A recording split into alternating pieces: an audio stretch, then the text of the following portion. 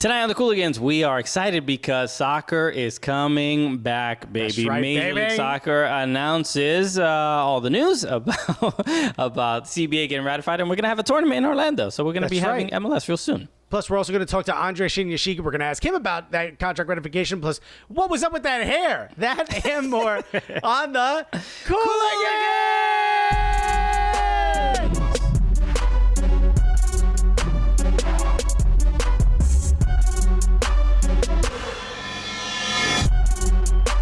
Yeah, baby!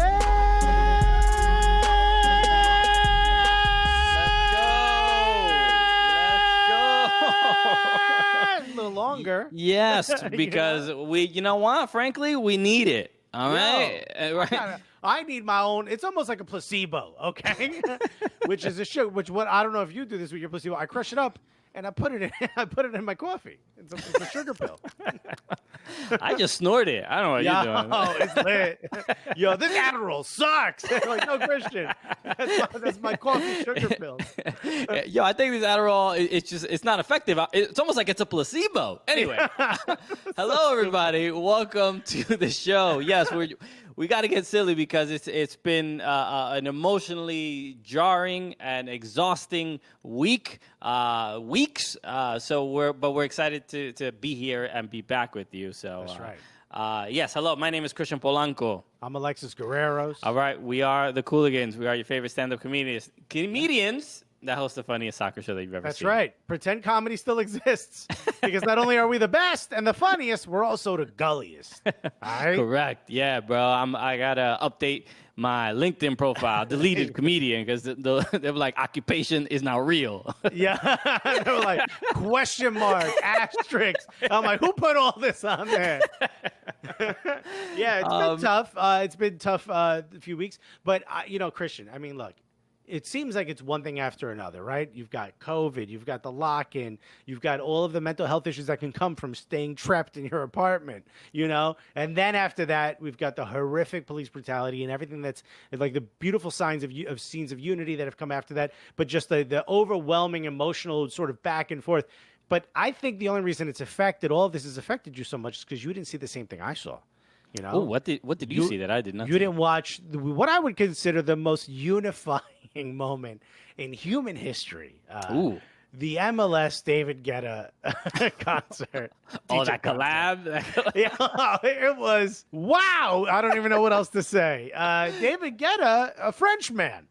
That's solved right. racism. A Frenchman, some would say. Yeah, that's right. That's true. Right? He, a human baguette solved racism. He said shouts to his family. It was super uncomfortable. It was very uncomfortable. If you haven't seen this clip, yes, it's obviously David Guetta on a New York City rooftop. When I don't think it was New York. I think it might have been London. You think so? Yeah. I thought it was New York City. It might have been New York. Who knows? I don't know, but he's on a rooftop, and I'm pretty sure everyone, he was in Miami. We're just getting confirmation. Which, you know what?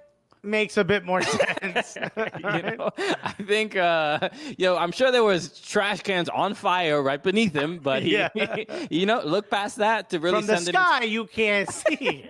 It just looks like a traffic light. I think. Yeah. If anything, I thought those were soccer fans lighting flares because this is so lit. No, it's just a very when it comes to MLS getting publicity, they sometimes these things happen by accident, but there's a clip of David Guetta on a rooftop, and then he's basically and honestly all completely well intentioned. Obviously, This was a fundraiser for COVID-19. He raised a ton of money. He's doing amazing work. So thank you, David Guetta. But the tone deafness of this approach, lacking self-awareness, not reading the room. Yeah. And I get it that he's not English isn't his first language, Yeah. But he's seen a couple, rap videos. He knows how they talk. He got it. So I'm gonna connect with the community. Oh, the youth needs me to speak to them, and they're like, no one said that, David. No, I got this. Yo, give me the mic. Hey, in fact, I'm gonna make a remix of Dr. King's speech, and everyone's like, yo, David, we're almost specifically telling you not to do that. And he's like, I said I got it. Oh, are you not an ally like I am? Wow. Is it backwards Tuesday? Because I hear you saying don't, and my brain is saying le deux. I don't know what it means. Yes. So look, he is the clip that was going viral is the one, and the last one I saw, it was from just some random person posted it. It had about nearly 5 million views of him, giving, he basically, paying his respects, showing some respect for the George Floyd family by saying, shout out to his family, which is already a little strange. Well, he starts off by saying things are very difficult in the world.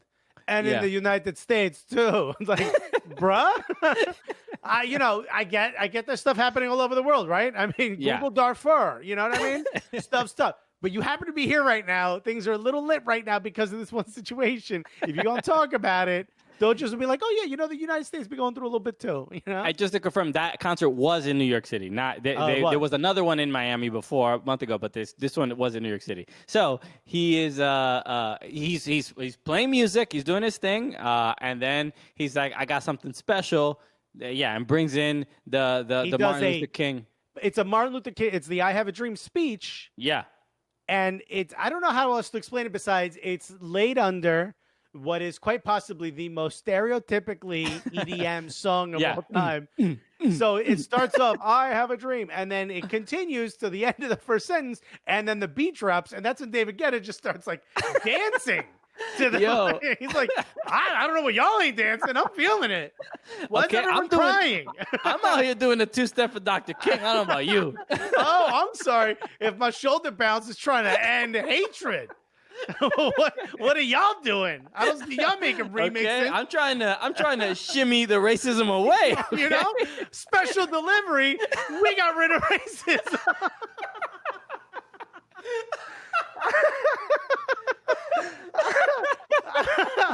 Oh my God, this is so dumb.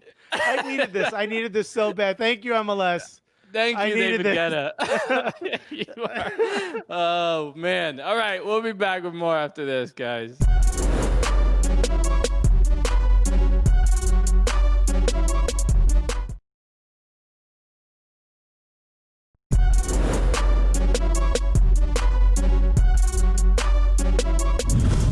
right, baby. We're back. Even more with the Cooligans right here. Living room FC. You know how we do.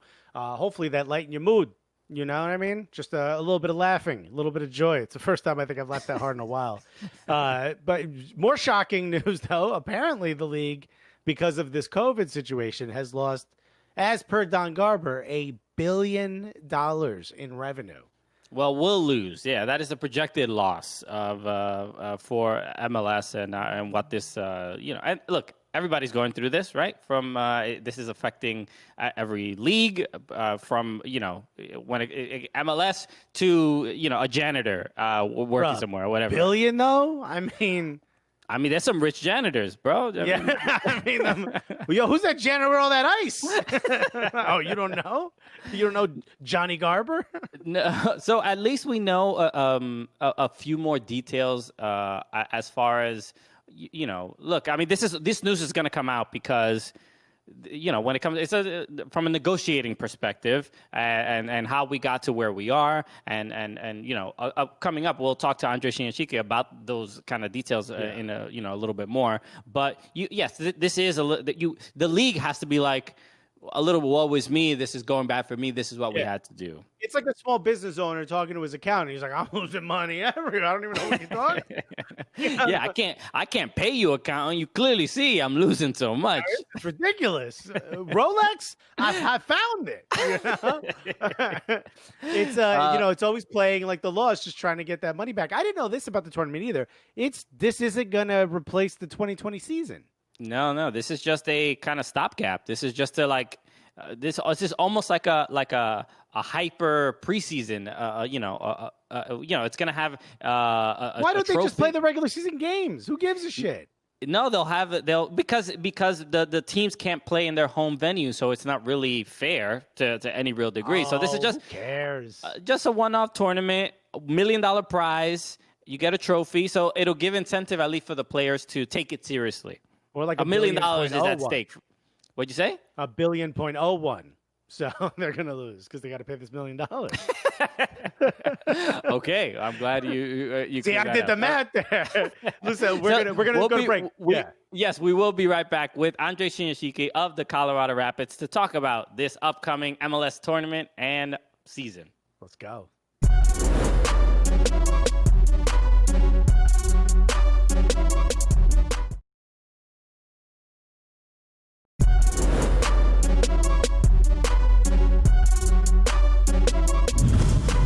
We're back on the Cooligans, and our guest is here. Christian, this is exciting. Yeah, I'm quite excited because a lot has been going on when it comes to Major League Soccer. A lot of news, and this is, finally an opportunity. This is our first player after the players. They put pen to paper, ratified the deal. We're getting soccer in the U.S. again. They're signing a deal with Def Jam. They've agreed. They're putting out a record. Now, this is amazing because what we're about to talk to is last year's Rookie of the Year, right?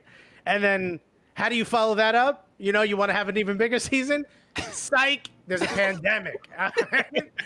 So let's talk to this dude because absolutely. Hold up for a second. No, right? I know you got plans, my guy. You thriving? But hold up. We're just gonna let a couple people cough and see what happens to your sophomore season. But this dude, absolutely amazing. Finally got rid of the weirdest hair dye on a mustache in soccer history. Ladies and gentlemen, unless you're driving, put your hands together for the one, the only, Andre Shinyashiki, everybody. Hey guys, thank you so much. Appreciate all the kind words. And yeah, definitely a weird time right now and kind of messing up my sophomore season, but you know, we'll make the most out of it, of course. Very much so. So you know what? I think we should start with what Alexis just mentioned because that hairstyle, that mustache choice, everything. I mean, from the hazing is rude these days, and the interaction with Zlatan. You've been the last couple of months have been wild for you. So let's please talk about that hairstyle. What made that happen? Did you lose a bet? What happened? Okay, so there was just a lot of things happening at that time. It was actually on a serious note. It was the awareness for cancer month, and everybody wears yellow. So I was like, oh, that's coming up. I should do something funny for that, like to raise awareness. It's not a funny cause, but obviously, like, we try to, stay positive in all scenarios. So I was like, what should I do? And I was just thinking about stuff. And then a month before, Kellen Acosta had dyed his hair blonde. And I was just chirping him all the time, saying how bad it looked. And I was just like, I got to do something worse just to see if just to mess with him. And then Sarah, who's like part of like our team administration, was like, Andre, you should dye your facial hair blonde. And I was like, Sarah, I'm going to look ridiculous. Like, dude, we can't do that. She was like, no, let's do it. It's like, it's a good idea. Like, let's do it, whatever.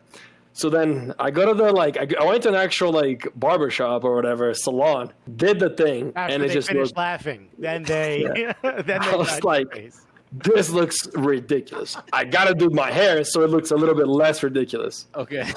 So the hair was an attempt to fix the mustache Is there a photo somewhere of just hair. Your facial hair blonde and the rest of your hair not? I think Sarah might have one, but it was the day before the game, so nobody had seen it. It was a Friday afternoon. So the guys, I went to training Friday, looked normal, nobody thought anything. Then I did that, and then I was like, but I don't want to pay for somebody else to do my hair, so I'm just going to do it myself. So I dyed my own hair with my girlfriend at the time. She helped me out, and that thing just looked orange. It was like straight up orange. I was like, oh my God, I look like an absolute idiot right now. Like, I'm going to start tomorrow. Like, it's the game against, I think that game was actually against Seattle. I was like, I'm going to start against Seattle. Like, this is going to be crazy. It's like, whatever, like, let's see how this goes. So then I show up to the game, and the guys are just like, what in the world is happening? Like, you look absolutely ridiculous. And then like, of course, the Rapids take the pictures of everybody arriving, and mine is the first one off. It's like, hell yeah. Colonel Sanders on Twitter, like, everybody is just giving me so much crap. And I'm taking it because I did it to myself, right? So I have to take it. But it was fine. And then we get to the game. Boom! I scored 2 goals, and I was like, "Oh my God!" Like, and I'm very superstitious. So I was like, I scored 2 goals. It's my first multi-goal game ever. Like, gotta keep it. Gotta keep it. So then we play the Galaxy on a Wednesday, on a midweek game. And I was like, okay, I'm keeping this. Because, I mean, I played well against Seattle. Gotta keep it against the Galaxy. We play against the Galaxy. I ball out. I get a PK. There's the whole thing with Zlatan. Like, I'm on the spotlight. And then I was like, this is it. Like, this the hair, the facial. Yeah. And then by the time it was, like, black and yellow because it was starting to grow. It just looked so stupid. And then we went to play Toronto on Saturday. I played like crap, and I was like, okay, I'm getting rid of this, and just shaved it off. It's probably the first time in history a soccer player's like, thank God I played horribly. I could get rid of this stupid facial. I was like, I lost the ball. I was like, I did like 2 sick moves in the middle of the field. I played a through ball. It got intercepted. They went and scored, and then we lost 3-2. And I was just like, all right, this is it. I'm cutting this thing off. Yeah, and I wanted to ask about that. You played the Galaxy, and a crazy moment that went viral with those fans that were running after Zlatan, that they ran onto the field. Yeah. And then you're there. I think you're asking to like swap jerseys, or you're asking for jersey. It was just the photos, the videos, like in slow motion. I'm like, there's so much going on here. Yeah. What was Andre thinking? Those 120 frames per second were filled with action. There was a lot of things going on, and I didn't even realize it. Like, so the game was over, and we usually go to the C38, which are our supporters, to like thank them. Centennial 38. And and then I remember, my dad asked me to get Zlatan's jersey for him. And I look over, Zlatan's already on the other side of the field walking away. So I get on my horses and start literally sprinting to Zlatan. So, and I'm just looking at Zlatan. I'm not looking at anything else going on. And that's when I just see like 2 random kids just coming flying in. He kind of like stops. It's kind of like a football, like when the running back stops and then the defense just goes right through it and just like literally falls so hard. And then another guy comes with the security, just jumps on him, and Zlatan is just like looking around, like, what in the world is going on? And shows the passion of the Colorado Rapids fans for Zlatan, not for the actual Rapids. But did you get the jersey? Yeah. And then I asked for his jersey. He's like, I'll give it to you inside, because obviously with all of that going on, it was like too much. And then I was like, he's probably not going to give it to me, whatever. And then I tell my kit man, like, hey, Hayden, can you like go give him my jersey? Because I asked for his jersey instead of giving him his. Like, yeah, I'll do it. So he comes back with the Zlatan jersey. I'm buzzing. I was like, damn, this is sick. Like I got his jersey, and then I'm giving an interview in the like the mixed zone type of deal where like all the players are walking and stuff. And he comes up to me and he's like, hey, did you get the jersey? Like good game. And I was like, yeah, thank you. And he was like actually like super nice. So it was amazing. It was honestly like it was sick. He's a really nice guy. Yeah. First time somebody's ever said something nice about Zlatan. Yeah, for sure. He didn't. Someone standing next to you. Yeah, the media definitely paints him somehow, and he does it to himself. But I think he enjoys just like having that kind of Jekyll and Hyde, like two personality type of deal. Yeah, I watched the Jordan documentary. I know how sometimes you need that anger. We got more with Andre Shinyashiki when we get back after this.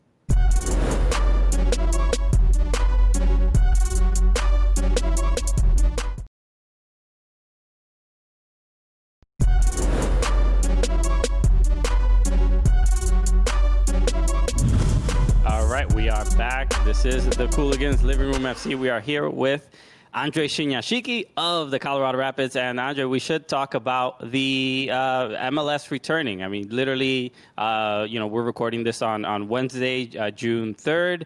Literally just a couple hours ago, we learned the players voted to ratify the collective bargaining agreement. You guys will be playing in Orlando pretty much just in a couple weeks. How was this experience for you? I know even being a young player, but being a professional now, kind of dealing with a union and deals and figuring out what's fair and all that stuff. Yeah. How was the process for you with the long layoff and not playing, and then finally knowing that you're going to be playing again soon?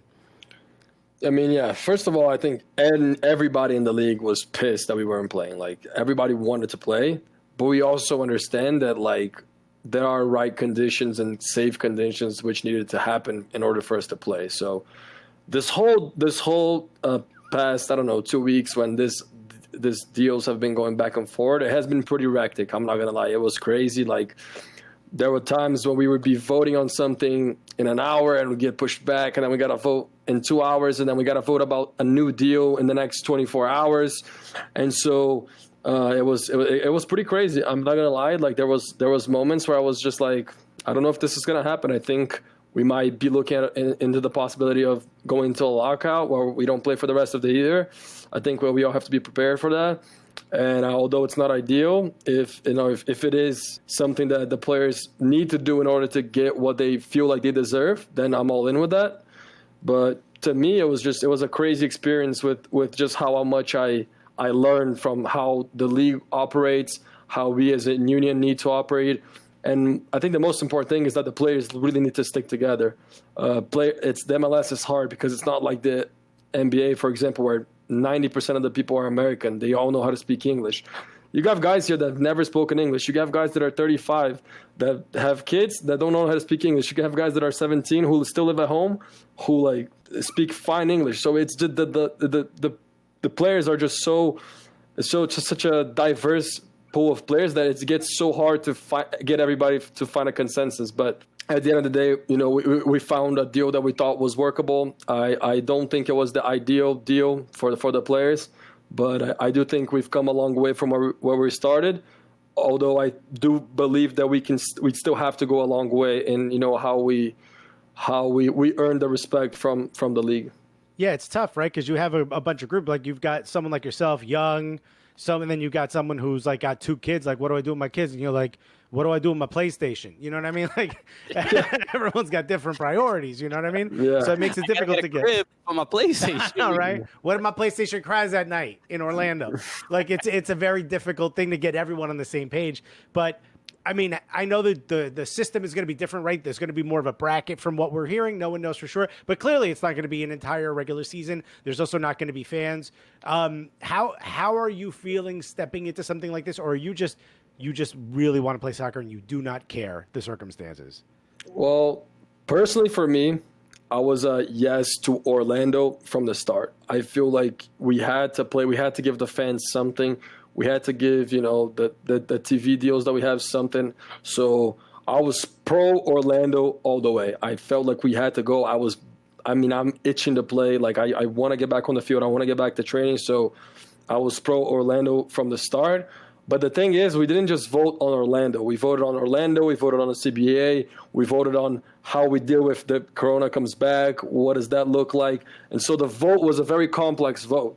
So although to me, I was just like, let's go to Orlando, let's play. I didn't agree with some of the other things that were put in front of us. But to answer your question directly, yes, I want to go to Orlando and I want to play. And I was totally for that. I feel like the league presented, they came to a compromise. There were still a lot of holes and a lot of questions to be answered, but I believe they answered most of them, which was why I feel safe going to Orlando. Okay. That's amazing. well, it's good. It's yeah, go for it. I was going to say, watching Bundesliga play in front of no fans, we're seeing that there really is no home field advantage, and a lot of the games are ending in like 5-1, 6-1, 4-0. It seems like there's such a variance in score. For someone who's very rarely seen professionals play in front of no fans, what is it for you, someone who plays on the field? Is it the fact that there's no fans there? Does that change the game for you somehow? Like, it's so hard for me to understand why there's one no home field advantage and such a different, like a big sort of gap there in the scores. Yeah, it's a different game. I feel like when you watch, for example, UFC without fans, you can hear the punches, you can hear the guys talk to each other. Yeah, that really hurts. And with soccer, it's going to be the same. Like, you're going to be able to hear what we're saying on the field. Like, you're going to be able to, like, hear when the ball is kicked and it hits somebody. Like, you'll be able to hear everything. So I feel like, although to me personally, it's terrible playing without fans, like, there's like the fans are a lot of the motivation and a lot of the energy of an environment, like, even in smaller markets, like, for example, ourselves, we have a pretty small fan base, but they are passionate. You can hear them from minute 0 to minute 90. And it makes a huge difference, when you get a corner and everybody is buzzing, the guys are standing, like it gives you more energy. It gives you that extra mile that you can push yourself. And without them, it's going to be hard. I feel like it's going to be like when we were little kids and just our parents watching. There's really not much there. Yeah. But we're going to have to find a way, we're going to have to find a way to dig and, to present a high quality soccer. And at the end of the day, I think it's going to show the teams that were doing stuff during quarantine and the teams that really weren't. That'd be great. We should get like a little Bluetooth speaker so you could hear like, "Go Andre, run!" It just reminds you back in the day, Well, we've seen like the fans in like what is it, Denmark or something, that they did the on the screen they put the zoom of the fans watching. How cool would that be? Just to that would be awesome. I think there's many ways that you can get the fans together. I feel like the MLS is going to come up with interesting ideas. They've already kind of talked about it, but at the end of the day, the most important thing is to keep everybody safe. And if there is a way to do that, then I'm also curious about from the player's perspective when it came to these negotiations. Were there things that you guys wanted and didn't get from MLS that you felt like, oh, we really made this concession on? Yeah, I think the compromise was big. I think that we compromised on a lot of the things that we felt like were non-negotiable, and we ended up being negotiable just because of being in a weird situation. And Orlando is one of them. I do think there's a lot of guys that did not want to go to Orlando, and the reason is valid. They don't want to live. Maybe their wife doesn't know how to speak English, and they have to leave the wife in the house by themselves. Yeah. They have kids. Who's going to take care of the kids? The kids don't speak English. Sometimes the wife is pregnant. She's going to have a kid while the guy's in Orlando. So there's a million reasons why you can say it was a compromise, because some guys, this was not the right time for them to leave, and go to Orlando for a month or for a month and a half or how long it'll be, depending on, if you keep winning games. So I do understand the side of all these players, and I mean, I do think that was the biggest compromise. I also think that, the CBA that was ratified is not as good as the CBA that was originally proposed in January. So we had to we also took pay cuts, which I think that nobody wants to take pay cuts, but we realized that it was part of the negotiation. And I do think that the league also, compromised some ways. But I do think we still have a long way to go in developing that relationship with the league of like we are both on the same side, not that we are in separate sides, because I do think it got ugly a lot of the times during this negotiation, and sometimes it has to happen. Sometimes it has to get ugly before it gets better. So at the end of the day, I do think it's a good deal, but I also believe there's a long way to go. Okay, it's amazing. Yeah. There's when it comes to the American soccer player and then just the soccer player in the U.S., like all you guys are involved in like setting up really a future for the next generation of footballers in this country. So, I know it's difficult, but we appreciate it. Yeah. Yeah. I mean, I think that's the most important thing is, we're creating a league that's respected and that, people want to come play here. And that's the most important thing, especially with the World Cup coming to us in the 6 years. Yeah. Let's go. We got more with Andre when we get back after this.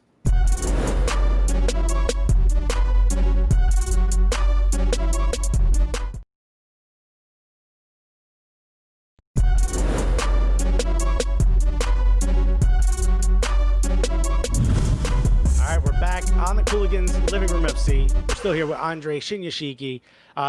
So I noticed you have number 99, which not a ton of forwards will pick a number so high. I mean, obviously, Bradley Wright Phillip comes to mind. Diamande for a while comes to mind. What made you go with number 99? Does it mean anything to you? Or are you just like, I keep it 100, but I can't have 3 numbers, so I'm going to go one less? I mean, okay, so the original explanation was I looked up the Rapids roster and I was like, which number can I get?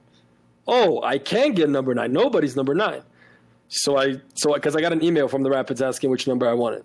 So I say, I want 9. And they say 9's not available. And I'm like, okay, 9's not available. I know they don't want to give it to me. It's like you're on the phone with Amazon. You're like, as per your website. But I know nobody's number 9, so I mean they might be making a signing that I don't know about, but whatever. I was like, I look up and 19 is Jack Price, so I know I'm not gonna get 19. So then I want to have 9 because I've been number 9 my entire life. So I want to have something with 9. But then I think 29 doesn't look very good. 39, 49, all these, I don't like any of these. So it's like, let's just go double 9 and see if it sticks. And I do think it looks really good on my jersey. You know, it looks good on the 99 because my last name's so big. So the 99 was good, and it was also my sister's from 99.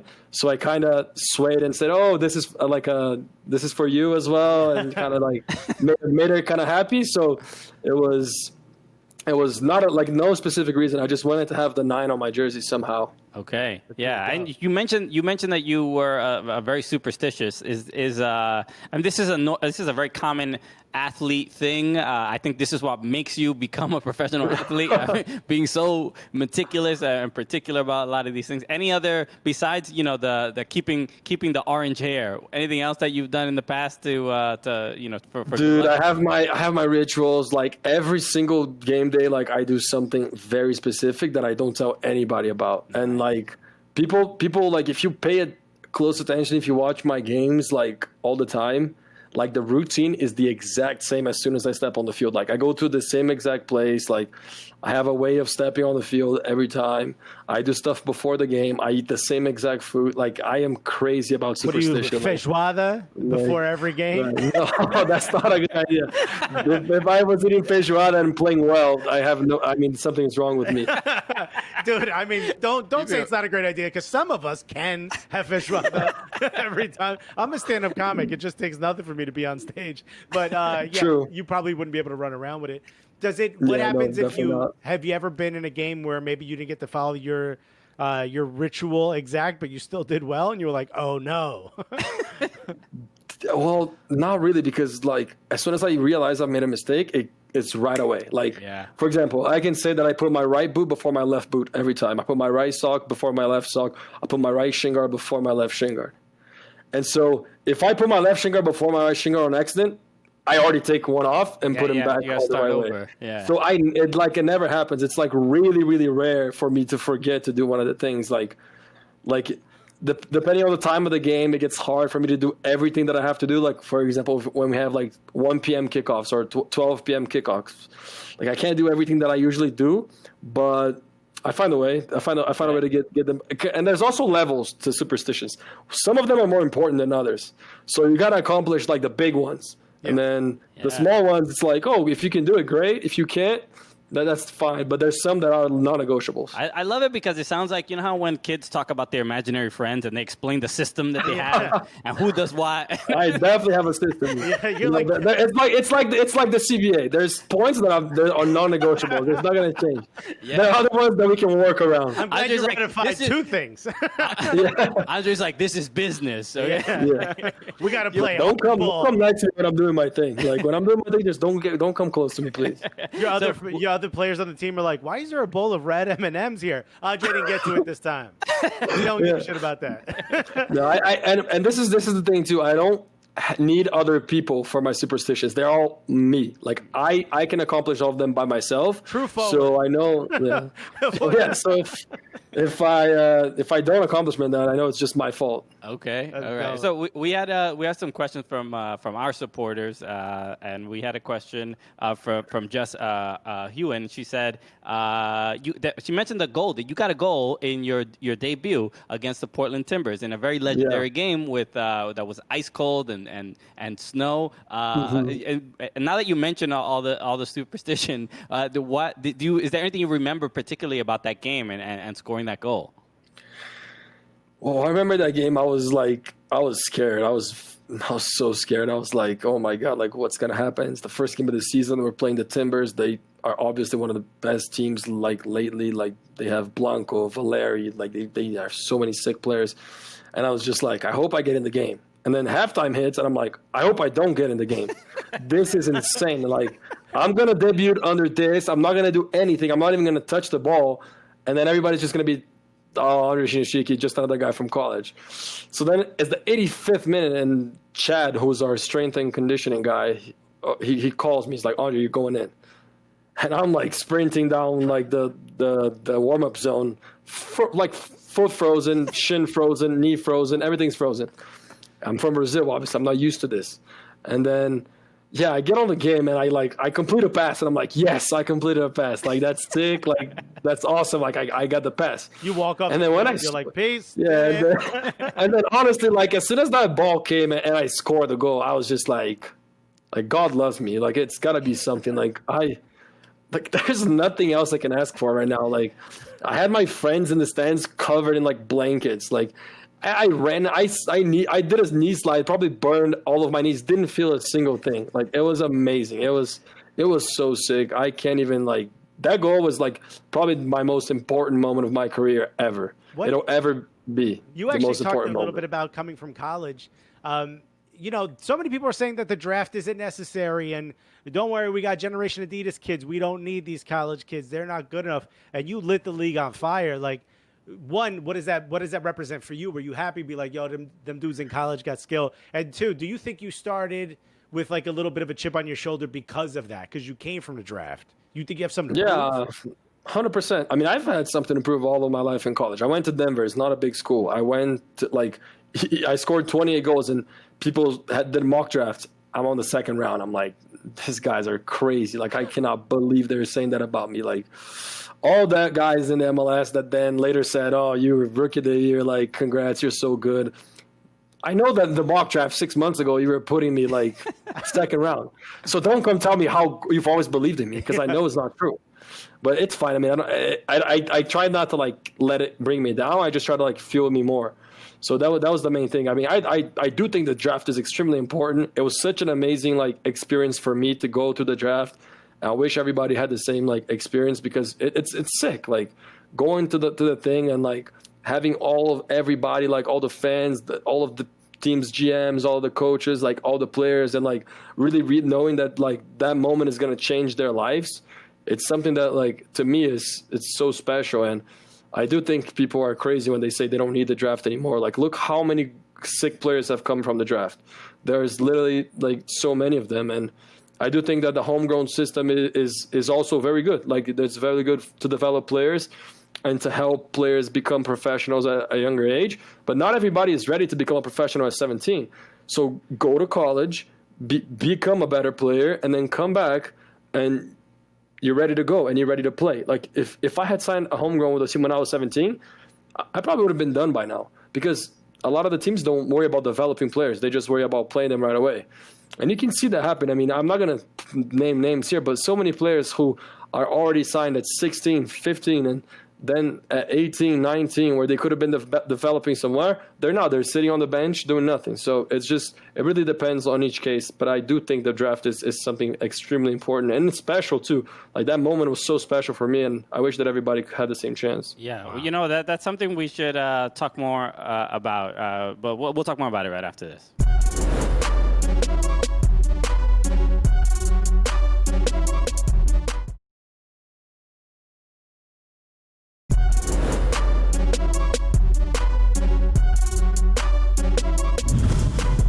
We are back with Andre Shinyashiki of the Colorado Rapids, and we were just talking about the draft, right? And how some people are critical of it, and obviously MLS is pretty much gone. It's not the same as it will be. It's going to be it's essentially just a conference call. I'm curious about, and we had a question from another fan of Gully Squad, MJ Lee, who asked about your time at the Monteverde Academy.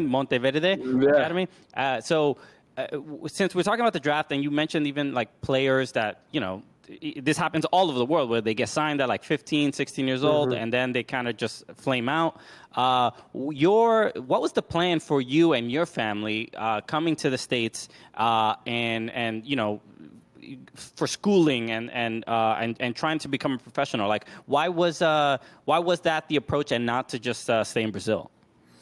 I mean, it's okay. So there's a lot of things. The first thing is I used to kind of suck when I was younger. Like, I wasn't very good. That's the simple answer. That's the simple answer. Like, I didn't try very hard. I didn't care. I was like okay when I played with bad kids. I was pretty bad when I played with like the good kids. So, and then my family didn't move with me to America. Like, I've been living by myself here. So my family still lives in Brazil. So when I moved to Montverde, it was kind of like, you're not doing very well in Brazil, so go to the USA for a year and see what happens.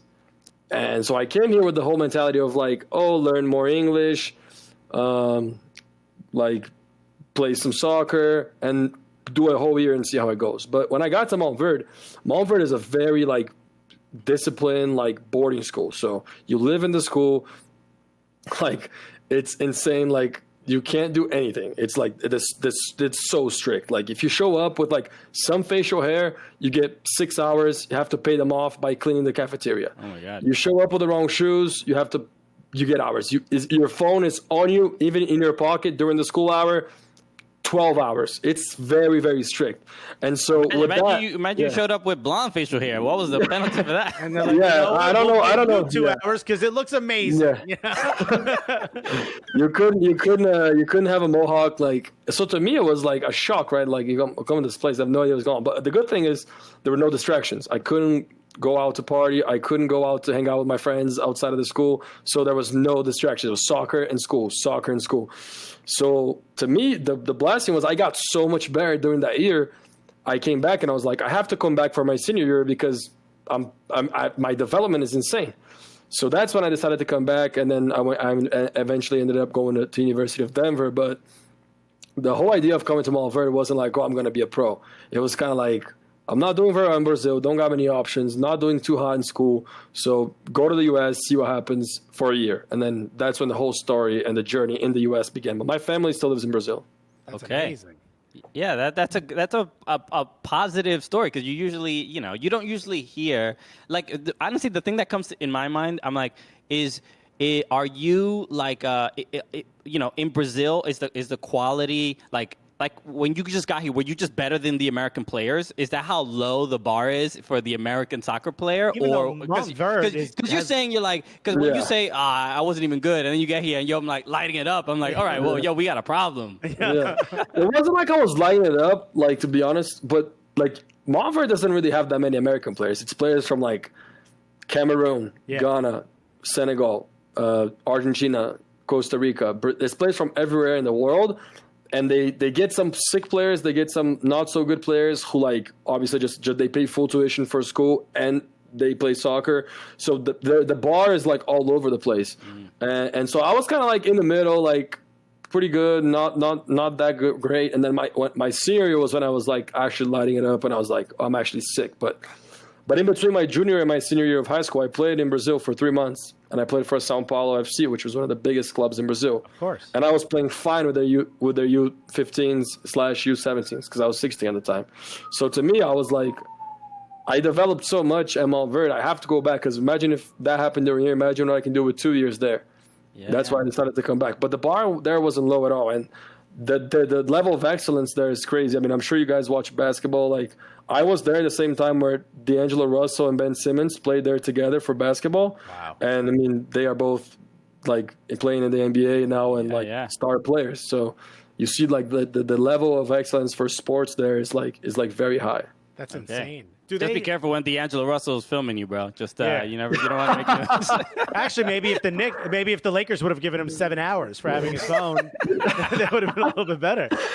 He definitely he behaves pretty well. I had math class with him. He used to like put his feet out on the first row, so the professor had to walk around it. So he had some issues, but I mean, overall, never really spoke to the guy, so I can't speak anything bad of him. It worked out. That. Do they function as like your agents? Do they try to help you get into like a good college or go pro, or are they just straight up like a boarding school?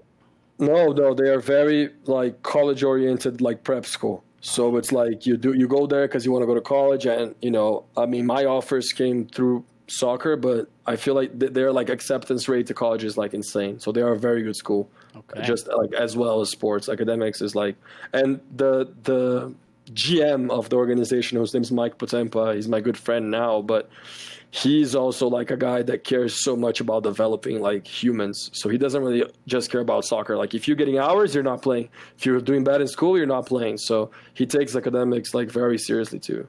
Okay. And you went to like a boot camp, but you like soccer boot camp. Like it's like cleats. 2-year boot camp. Yeah. And the last thing I wanted to ask about is just the upcoming tournament in Orlando and Colorado. Like, I mean, obviously you a rookie of the year season. How are things feeling now in so far with the games that you've played? I know the layoff. How excited you are to get back? But how do you feel the cohesion of the Colorado Rapids is going to be? I know we just had Kai Kamara on recently. I'm sure you have a great relationship with him. But how is it? How does it all feel in general? Looking forward to all this. Man, I mean, I'm super excited. I mean, you're 2-0, so you can't ask for anything else on the start of the season. You win 2 games, you're buzzing. Then obviously, Corona hits, nobody's playing, and it sucks. But we've done a lot of things during this off time to kind of just stay together as a team. We did a lot of video sessions with Robin Fraser and the rest of the assistant coaches. Obviously the individuals training have been taken very seriously, and by that I mean they are killing us. Like, I go there and I come out dead. So they are really pushing up the fitness. And so I'm really excited, man. I think that we have a great team. We have depth, we have young guys, we have experienced guys, we have guys that are, good ball passers, guys that are athletic. We're just an all-around very solid squad. And so I am very excited for what this year has to bring. I have no idea what's going to look like once we actually get to Orlando and everybody's playing. But, I mean, I feel very confident on my team, and I'm not just saying that from just because I have to say it. I do genuinely believe that we have a good team, and I think the results have proven that. All right. Yeah. I'm excited to see what you and Kai do together, man, because that was turning into a really fun partnership. And Jonathan Lewis. We know him. Our homie. He was at NYCS. Our homie, Jonathan Lewis. Yeah. Okay. Yeah, I mean, that's what I'm saying. Like, we have so many good guys, like, up top, in the back. Like, we have just a very deep team. And so, I mean, in the heater in Orlando at 9 p.m., you're going to need your subs. And so, whether that is me or someone else, like, you need guys that are going to step up and play. And so that's the most important thing, is to get results. All right. We'll be back with more right after this.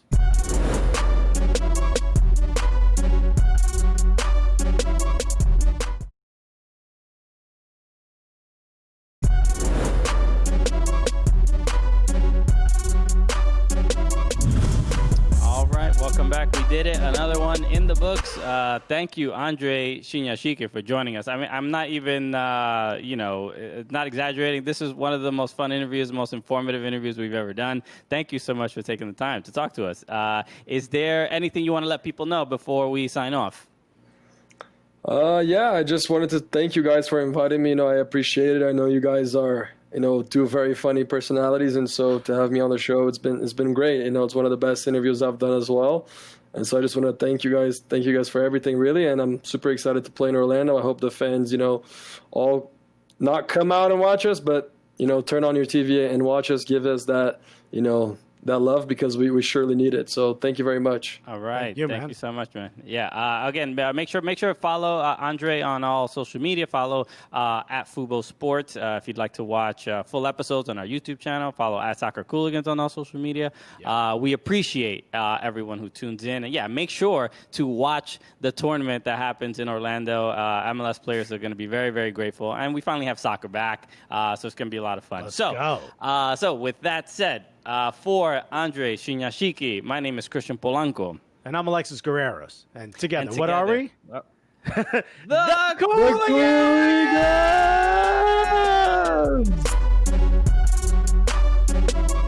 Yo, thank you so much for watching that content right now. Right now, we're staying at home. Thank you so much for staying at home. In fact, if you subscribe, you can watch all the other content we have right now that we're doing from our living room here on Living Room FC version of the Cooligans. What a great opportunity to subscribe and watch more videos of us, the Cooligans, on Fubo Sports. That's right. Hit the subscribe button. You're not doing anything else right now. In fact, what you're doing is listening to us. So if you really love us, you'll do 2 small things. 1, hit the subscribe button. And 2, I don't know, maybe give us your credit card number and the last 4 digits of your social. Nothing crazy. 2 small requests.